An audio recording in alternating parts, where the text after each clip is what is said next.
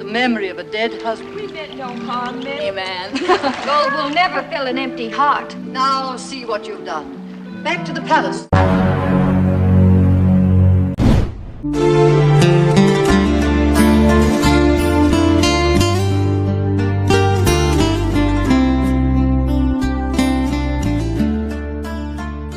Hai guys, gimana kabarnya nih? Mudah-mudahan semuanya selalu sehat ya. Seperti biasa, channel ini akan kembali merecap alur cerita film klasik yang keren. Di episode kali ini kita akan membahas sebuah film lawas berjudul The Ten Commandments yang rilis tahun 1956. Film ini bercerita tentang kehidupan seorang raja yang terkenal angkuh dan kejam. Bahkan dia menganggap dirinya sebagai Ramses atau Tuhan. Raja itu diberi gelar sebagai Fir'aun. Dinasti Fir'aun adalah raja yang paling berpengaruh dalam sejarah Mesir kuno. Kisahnya berkaitan erat dengan kisah Nabi di dalam kitab suci tiga agama. Bagaimana keseruan filmnya? Gak perlu berlama-lama. Ini dia, alur cerita film The Ten Commandments.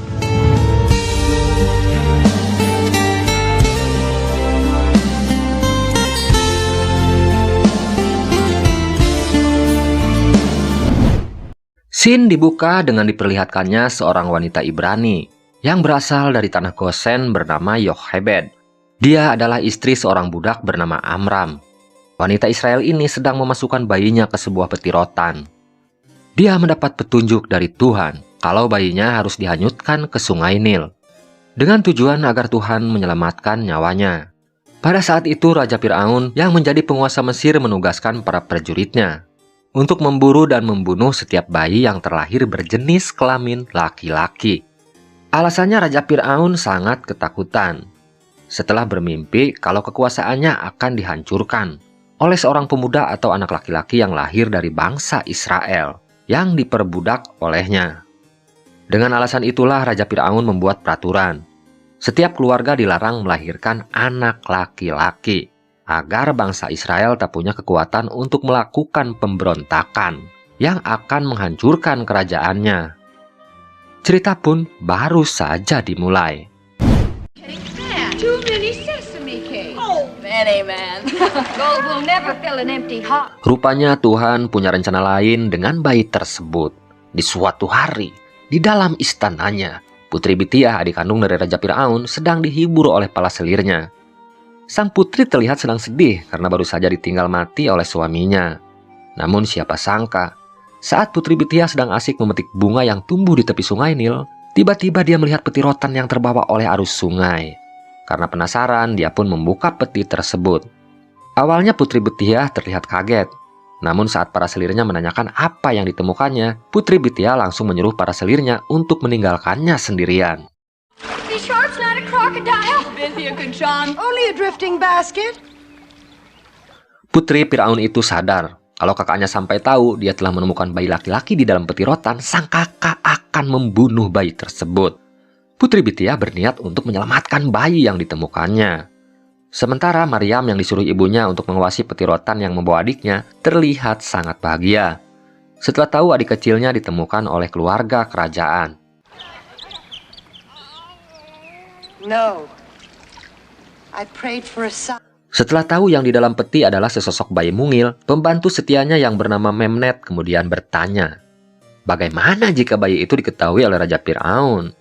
Sambil tersenyum, Putri Bitiah kemudian menjawabnya, kakaknya akan menerima bayi itu sebagai calon pangeran kedua Mesir jika kakaknya tahu bayi itu terlahir dari rahimnya. You will see him walk with his head among the eagles. You make this son of slaves a prince of Egypt.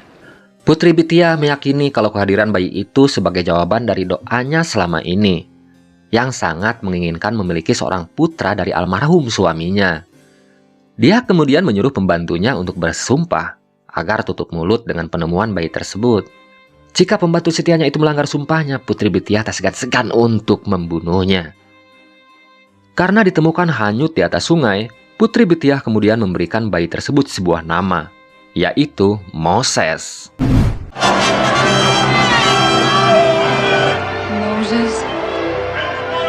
Singkat cerita, Moses pun tumbuh menjadi seorang pangeran yang tampan dan gagah perkasa.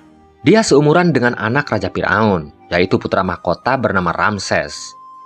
Pangeran Ramses terlihat iri karena Pangeran Moses sangat dianakmaskan oleh ayahnya. Padahal Moses hanya sebatas keponakannya. Kebencian Ramses kepada Moses semakin menjadi-jadi setelah adiknya bernama Putri Nefertari lebih menyukai Moses ketimbang dirinya. Padahal Putri Nefertari akan dinikahkan dengannya jika nanti sudah naik tahta menggantikan ayahnya. Yes, that is the old windbag. He has brought down the pride of Ethiopia. Karakter Pangeran Ramses yang kejamnya 11-12 dengan ayahnya berbanding terbalik dengan karakter Pangeran Moses yang punya sifat bijak dan adil kepada sesama. Pangeran Moses tak segan-segan membantu para budak yang tidak mendapatkan hak dan keadilan dari Raja Firaun. Contohnya adalah saat berlangsungnya pembangunan kuil dan patung raksasa untuk memuja Raja Firaun. Moses yang sedang sibuk mengatur perencanaan pembangunan tiba-tiba didatangi oleh seorang budak atau wanita Ibrani bernama Lilia. You say where she is and you'll die in a lion's pit. You're done. Not for myself, Lord Prince. For... Wanita itu meminta tolong kepada Pangeran Moses agar membebaskan pacarnya yang bernama Joshua. Joshua ditangkap oleh prajurit Firaun karena ingin menyelamatkan seorang wanita paruh baya yang sedang terjepit saat hendak melumasi sebuah patung raksasa. Tanpa pikir panjang, Pangeran Moses kemudian mendatangi TKP. Melihat ada seorang ibu-ibu yang terjepit patung raksasa, dia pun langsung menolongnya. Pangeran Moses sama sekali tidak mengetahui kalau wanita parubaya yang barusan ditolongnya adalah Yochebed, ibu kandungnya. Tak hanya sampai di situ, Pangeran Moses pun menyuruh prajurit Firaun untuk membebaskan Joshua, yang mengaku nekat melabrak para mandor bangunan karena ingin menolong wanita parubaya tersebut. Melihat kebaikan Pangeran Moses, budak bernama Joshua tersebut nekat memberitahunya kalau pekerjaan mereka lambat karena tak diberi makan oleh Raja Firaun. Mendengar kenyataan tersebut, Pangeran Moses terlihat murka. Dia pun menyuruh seluruh budak untuk mengambil persediaan gandum di kuil pendeta suci. Kejadian tersebut dimanfaatkan oleh Pangeran Ramses untuk mengadukan perbuatan Pangeran Moses kepada ayahnya karena dianggap telah melanggar peraturan kerajaan. But the day of Moses, deliver now. They have Moses. Raja Firaun akhirnya memutuskan untuk membuktikan langsung tuduhan anaknya.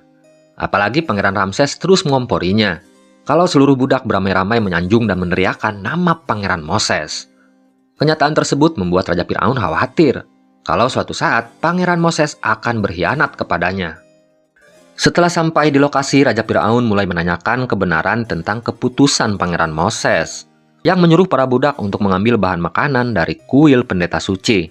Pangeran Moses mulai beradu kecerdasan dengan Pangeran Ramses yang terus mengompori ayahnya agar menghukum saudaranya tersebut. Dia meyakinkan ayahnya kalau Moses telah merugikan keuangan kerajaan.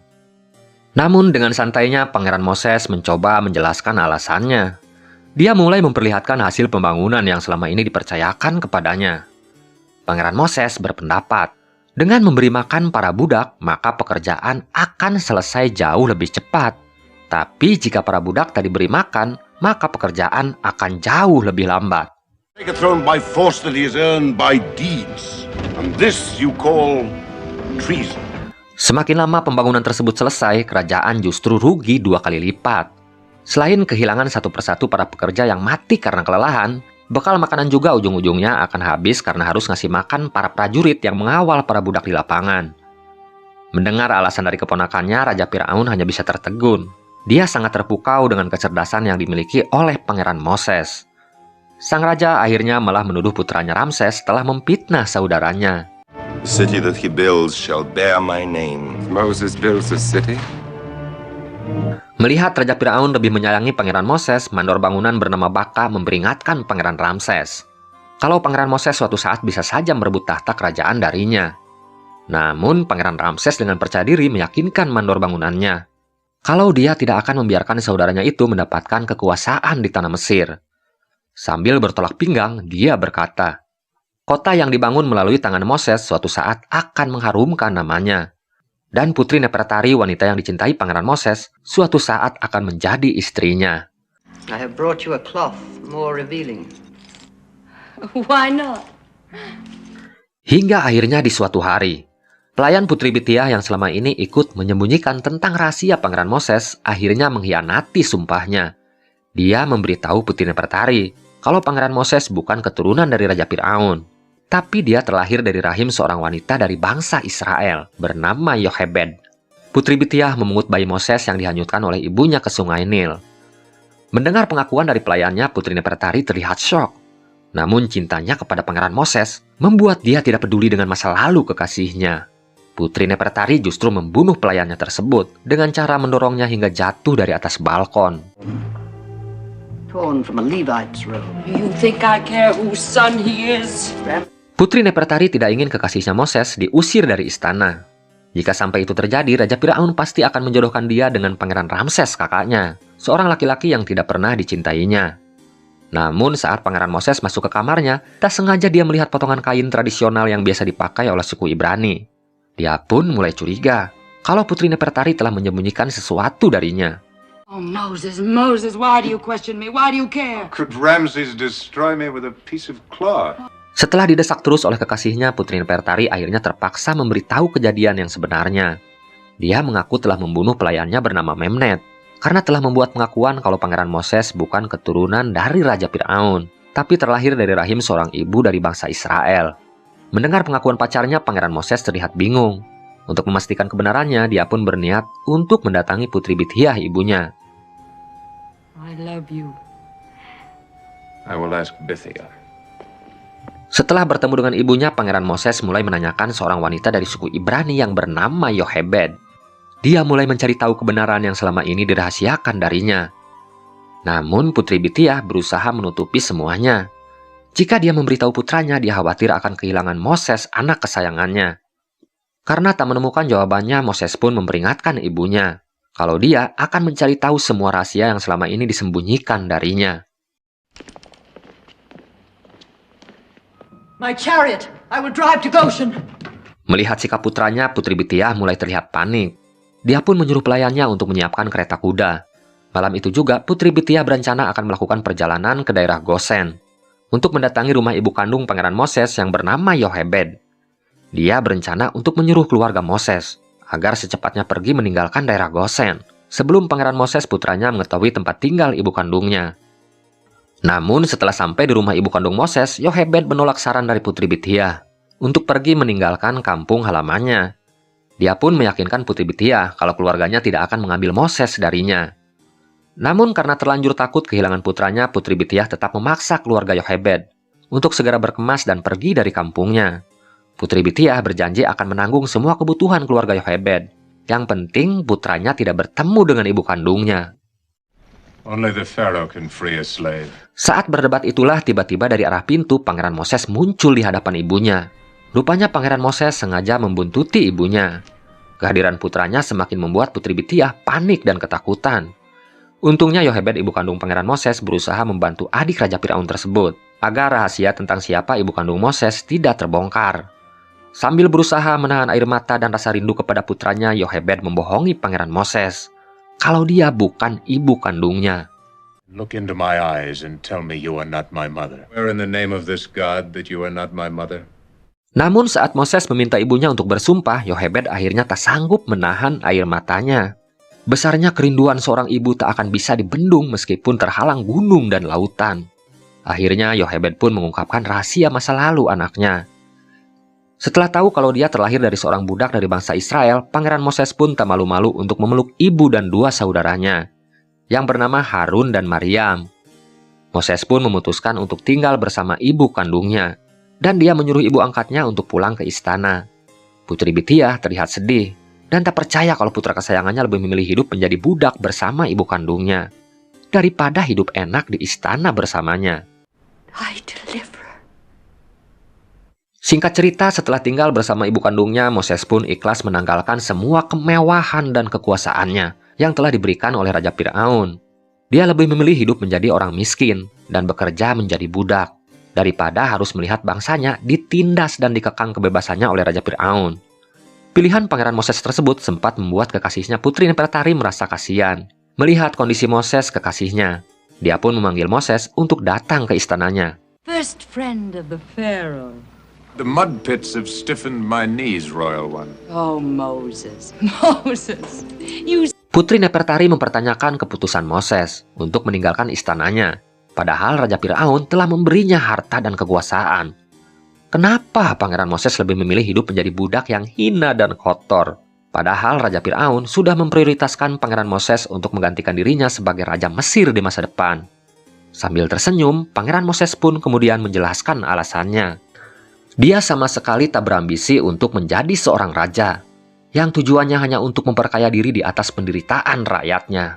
Dia tidak silau dengan harta dan jabatan, yang baginya semua itu hanyalah titipan.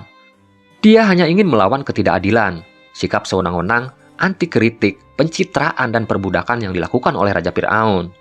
Pangeran Moses lebih memilih hidup miskin, tapi bermanfaat buat orang lain, daripada hidup bergelimang harta tapi hasil dari suap dan korupsi di istana.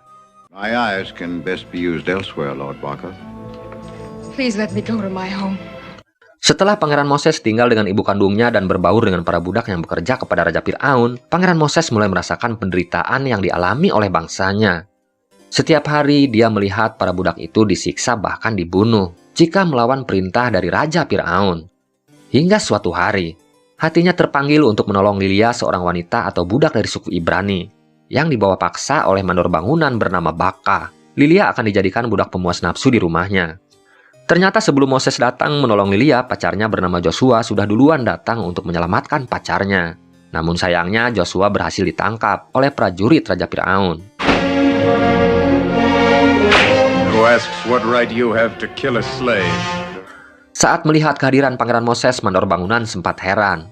Kenapa Pangeran Moses mau melawannya? Hanya karena ingin membantu seorang budak. Pangeran Moses akhirnya terpaksa membunuh mandor bangunan agar bisa membebaskan Joshua dan Lilia pacarnya. Namun Pangeran Moses sama sekali tidak menyadari kalau aksinya tersebut diketahui oleh ajudan Baka bernama Dastan yang mengintipnya dari balik pintu. You will deliver us. The finger of God to us.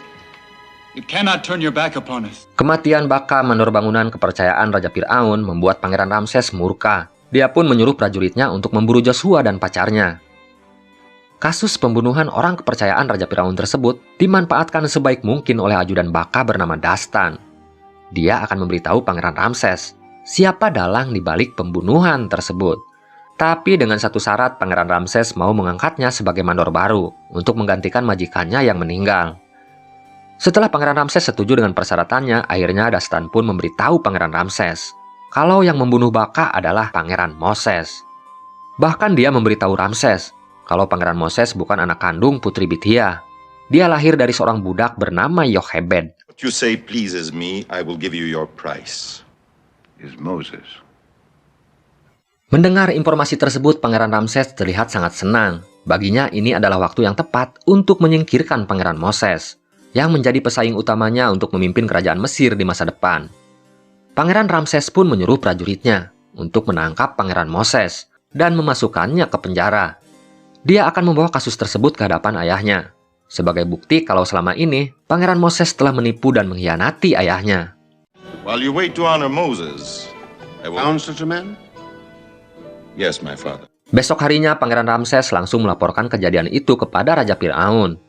Awalnya sang raja tidak percaya dengan informasi yang diberikan oleh putranya. Namun Raja Firaun terlihat shock dan kaget saat Pangeran Ramses menyuruh prajuritnya untuk membawa Moses ke hadapannya. Sang raja terlihat sedih dan kecewa melihat sosok ponakan yang sangat dicintainya ternyata selama ini telah menipunya. Putri Bithia sempat berusaha membela putranya. Namun karena dianggap telah menipunya, Raja Firaun menyuruh adiknya tersebut untuk pergi dari istananya. Come to me. Tell me, Moses, I will believe you. Raja Firaun kemudian memanggil Pangeran Moses agar lebih dekat. Dia ingin jawaban langsung dari mulut keponakannya tentang tuduhan dan pengkhianatan yang dilaporkan oleh Pangeran Ramses putranya. Dengan lantang Pangeran Moses menjawabnya, kalau dia anak seorang budak dari bangsa Israel, bukan keturunan Raja Firaun. Karena kecewa dengan jawaban Pangeran Moses, pada hari itu juga Raja Firaun langsung menetapkan kalau Pangeran Ramses sebagai calon raja untuk menggantikan dirinya. Dia juga akan menikahkan Pangeran Ramses dengan Putri Nefertari, yang terlihat sedih melihat keadaan Pangeran Moses kekasihnya. Egypt shall be yours. will not live if you must die. Raja Firaun pun menyerahkan semuanya kepada Pangeran Ramses putranya untuk memutuskan hukuman apa yang pantas diberikan kepada Pangeran Moses. Akhirnya Pangeran Ramses memutuskan untuk mengasingkan Pangeran Moses di sebuah wilayah terpencil, yang sejauh mata memandang hanyalah gurun tandus dengan cuaca yang sangat ganas. Di sana, Pangeran Moses hanya berteman dengan ular dan kalajengking. Pangeran Ramses akan membiarkan Pangeran Moses mati pelan-pelan dibunuh oleh ganasnya alam.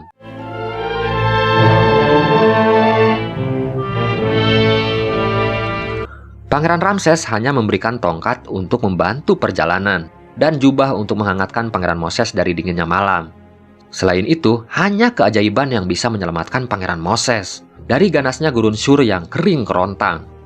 Namun Tuhan punya rencana lain untuk menempa Pangeran Moses dengan rasa sakit, lapar, haus, dan dahaga. Tuhan telah menguji ketabahan dan kesabarannya, hingga akhirnya menuntunnya sampai di sebuah desa bernama Midian.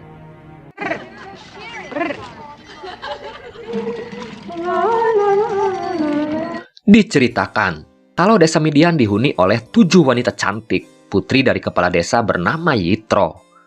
Keluarga keturunan Ismail ini kesehariannya adalah mengembala domba di lembah Gunung Sinai. Pertemuan Moses dengan 7 bidadari cantik ini diawali dari gangguan beberapa laki-laki penyamun yang sedang menggoda ke-7 gadis yang sedang mengembala. Kegaduhan itu membuat Pangeran Moses bangun dari tempat tidurnya dan berusaha menolong ke-7 wanita cantik tersebut. Sephra, she's the oldest. Santos? Never did a lot. Dari sanalah awal mula dia berkenalan dengan kepala desa bernama Yitro dan ke-7 putrinya. Yitro kemudian menyarankan Pangeran Moses agar mau tinggal di desanya. Karena tak punya pilihan lain, Pangeran Moses pun menerima tawaran tersebut. Dia pun akhirnya ikut membantu keluarga Yitro sebagai pengembala domba. Hingga di suatu hari Yitro menawarkan Pangeran Moses untuk menikahi salah satu dari ke-7 putrinya. Pilihan Pangeran Moses pun jatuh ke anak yang paling tua, bernama Sephora. Pangeran Moses akhirnya menikah dengan wanita dari desa Midian dan tinggal di lembah Gunung Sinai. Dia dikaruniai seorang putra dari hasil pernikahannya. Boy die in the desert, my father? No. There is a man among the sheep. Hingga di suatu hari Pangeran Moses dikejutkan dengan kedatangan Joshua, budak yang pernah dia bantu saat ditangkap oleh mandor bangunan bernama Baka. Rupanya Joshua sudah lama mencari Pangeran Moses. Dia meyakini kalau Pangeran Moses adalah utusan yang dijanjikan oleh Tuhan untuk membebaskan perbudakan yang dilakukan oleh Raja Firaun kepada bangsanya. Namun Pangeran Moses menolak anggapan tersebut. Dia meyakinkan Joshua kalau dia bukan orang yang selama ini dinantikan oleh bangsa Israel. Hingga akhirnya Tuhan menuntunnya untuk mendaki Gunung Sinai. Di atas gunung itulah Pangeran Moses untuk pertama kalinya bertemu dengan Tuhannya. Dia mendapat wahyu untuk memimpin bangsa Israel keluar dari tanah Mesir, agar terbebas dari perbudakan yang dilakukan oleh Raja Firaun. Setelah tahu kalau Pangeran Moses adalah utusan Tuhan yang dijanjikan untuk membebaskan bangsanya, Joshua menawarkan bantuan untuk mengumpulkan kelompoknya agar mengambil senjata untuk berperang. Namun Pangeran Moses melarangnya. Dia berkata kalau tongkat gembala yang dibawanya adalah senjata untuk membebaskan bangsanya. You are God's messenger. But by the staff of a shepherd. Singkat waktu, setelah kematian ayahnya, Pangeran Ramses pun diangkat menjadi Raja Mesir. Dia didampingi oleh adiknya Ratu Nefertari yang telah dinikahinya. Di bawah kekuasaan Raja Ramses, Mesir mencapai puncak kejayaannya. Untuk mengabadikan kebesaran Mesir, Raja Ramses banyak membangun monumen dan patung raksasa.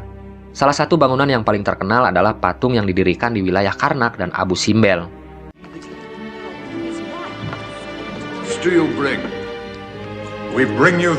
Sementara Pangeran Moses ditemani oleh adiknya bernama Harun memutuskan untuk mendatangi Raja Ramses di istananya. Dia akan meminta langsung agar Raja Firaun membebaskan bangsa Israel dari perbudakan. Namun permintaan itu ditolak mentah-mentah oleh Raja Firaun. Dia pun menanyakan siapa yang menyuruh Pangeran Moses untuk membebaskan para budak yang ditawannya. Dengan lantang, Pangeran Moses mengatakan bahwa Tuhan telah mengutusnya untuk menyampaikan kebenaran dan membebaskan perbudakan. Pangeran Moses berusaha menyadarkan Raja Ramses bahwa kuasa Tuhan lebih tinggi dari kekuasaan yang dimilikinya. Mendengar pengakuan Pangeran Moses, Raja Firaun terlihat tertawa. Sambil mengejeknya, dia pun meminta Pangeran Moses untuk membuktikan kekuatan seperti apa yang dimiliki oleh Tuhannya. Pangeran Moses pun kemudian menyuruh Harun untuk melemparkan tongkat miliknya ke depan Raja Firaun. untuk membuktikan kalau ucapannya adalah wahyu dari Tuhan. Dan dalam sekejap mata, tongkat itu berubah menjadi ular. Namun pembuktian dari Pangeran Moses itu justru ditertawakan oleh Raja Firaun. Dia menuduh Pangeran Moses mau menipunya dengan trik sihir murahan. Raja Firaun kemudian menyuruh pengawalnya untuk melempar tongkat miliknya. Dan tongkat itu sama-sama berubah menjadi ular. Dengan angkuhnya, Raja Firaun ingin menunjukkan ke semua orang kalau dia juga bisa melakukan apa yang dilakukan oleh Tuhan Moses. Or cause rabbits to appear. Moses. Cobaan dan godaan yang harus dilalui Pangeran Moses sangatlah berat.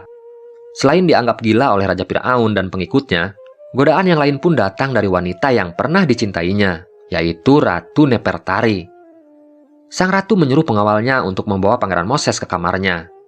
Dengan kecantikannya, sang ratu merayu Pangeran Moses agar meninggalkan Tuhannya. Dia berjanji untuk mengembalikan nama besar Pangeran Moses agar bisa mendapat jabatan yang penting di istana. Namun dengan tegas, Pangeran Moses menolaknya. Dia mengingatkan Ratu Nefertari kalau dia bukan Moses yang dulu dikenalnya.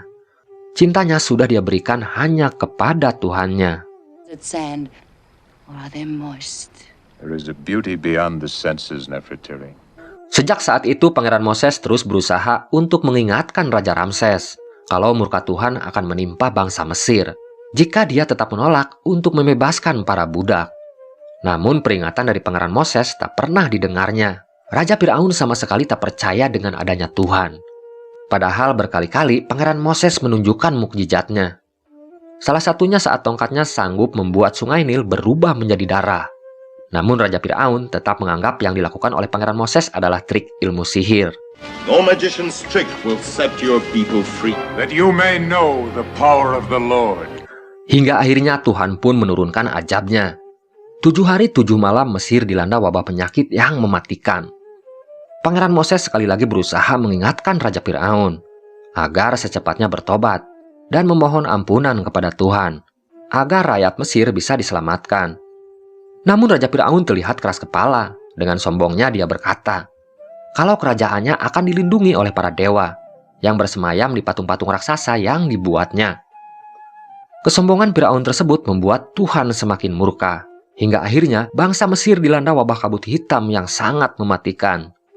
Kabut hitam tersebut menutupi matahari selama 3 hari 3 malam, yang menyebabkan langit menjadi gelap gulita. Teriakan dan suara kematian terdengar di seantero kerajaan. Satu persatu pengikut Raja Firaun tewas mengenaskan.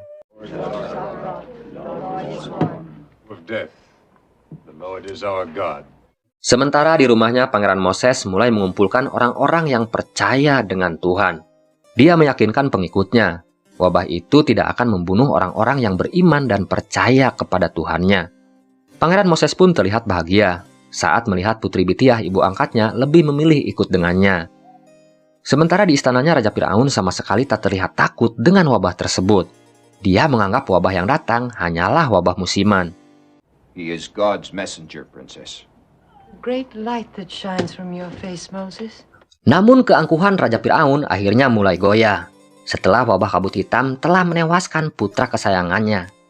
Dalam keputusasaannya, Raja Firaun mencoba menaruh anaknya di atas tangan patung raksasa yang dia sebut sebagai jelmaan dewa. Raja sombong tersebut mulai memohon agar para dewa bisa menghidupkan kembali anaknya yang telah meninggal. Kelakuan Raja Firaun itu justru dicemooh oleh istrinya Ratu Nefertari yang menganggap patung itu hanya barang mati buatan manusia, mustahil bisa menghidupkan anaknya yang telah mati. Hear me, dread Lord of Darkness. Karena patung dewa yang dia buat tak kunjung bisa menghidupkan kembali anaknya, Raja Firaun akhirnya mulai frustasi. Dia pun terpaksa menyuruh pengawalnya untuk membawa Pangeran Moses ke hadapannya. Setelah bertemu, Raja Firaun pun mengabulkan permintaan Pangeran Moses untuk membebaskan bangsa Israel yang diperbudak olehnya. Namun dengan syarat Pangeran Moses membawa serta wabah penyakit yang dikirim oleh Tuhannya. Namun persyaratan itu ditolak oleh Pangeran Moses. Dia memberitahu Raja Firaun kalau wabah yang datang sudah di luar kuasanya, karena semuanya atas kehendak Tuhan. Namun dia berjanji untuk mendoakan Raja Firaun dan rakyat Mesir agar terbebas dari wabah tersebut. By tens, by hundreds, came a day such as the world had never seen. Setelah Raja Firaun membebaskan para budak yang ditawannya, Pangeran Moses pun mulai menuntun bangsa Israel untuk keluar dari wilayah Mesir. Dibantu oleh Harun dan Joshua, bangsa Israel dari berbagai suku mulai berbondong-bondong untuk mengikuti petunjuk Pangeran Moses, yang mereka yakini sebagai utusan Tuhan untuk memimpin bangsa mereka. Dengan membawa serta hewan peliharaannya, trompet bergema di seantero Mesir, sebagai tanda kebebasan yang selama ini mereka mimpikan. Hear, O Israel!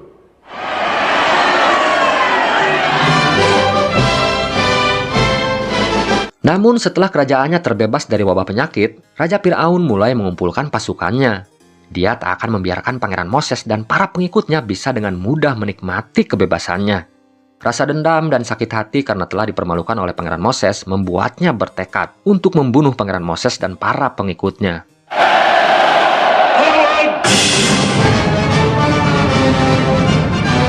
Mengetahui kalau pasukan Raja Firaun akan menyerangnya, Pangeran Moses pun kembali berdoa kepada Tuhannya agar bangsa Israel bisa diselamatkan dari serbuan pasukan Firaun. Dan mukjizat pun kembali diperlihatkan Pangeran Moses saat tongkat ajaibnya sanggup membelah Laut Merah, sehingga terhampar jalan untuk menyelamatkan para pengikutnya.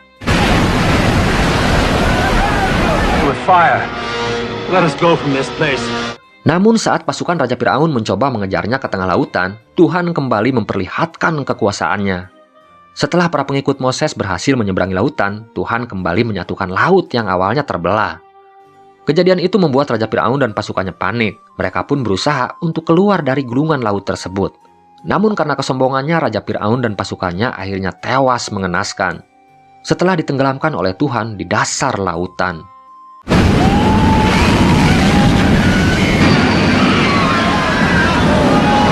Setelah kematian Raja Firaun dan pasukannya, Pangeran Moses dan para pengikutnya kembali melakukan perjalanan. Tuhan telah memberi petunjuk kepada Pangeran Moses agar membawa seluruh pengikutnya ke lembah Gunung Sinai. Di sana, Tuhan telah memerintahkan Pangeran Moses agar bangsa Israel mau bersujud dan menyembah kepada Tuhannya. Cerita pun akhirnya selesai.